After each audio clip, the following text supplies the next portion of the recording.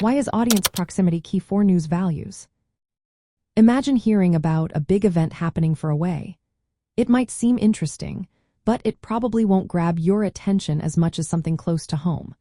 That's because people care more about news that feels nearby.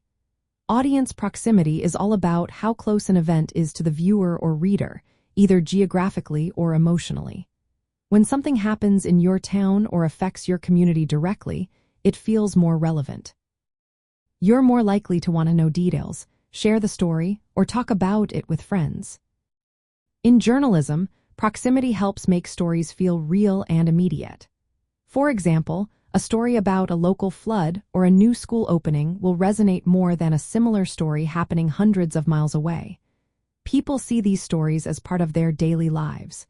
When news is close, it's easier to connect with it on a personal level.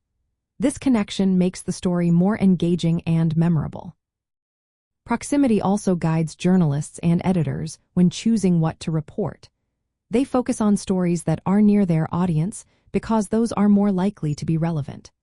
Local news outlets often cover events in the community because they want to keep their viewers informed about what matters most to them. Even bigger media companies often highlight regional stories to attract local viewers or readers.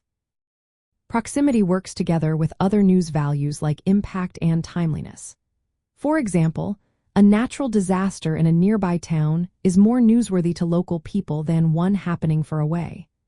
The emotional closeness or psychological proximity can make distant events seem more relevant if they involve people or issues the audience cares about.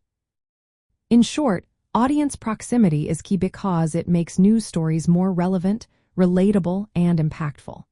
It helps journalism do its job of informing people about things that can directly affect their lives and communities. When news feels close to home, it's easier for people to stay engaged and connected to the world around them.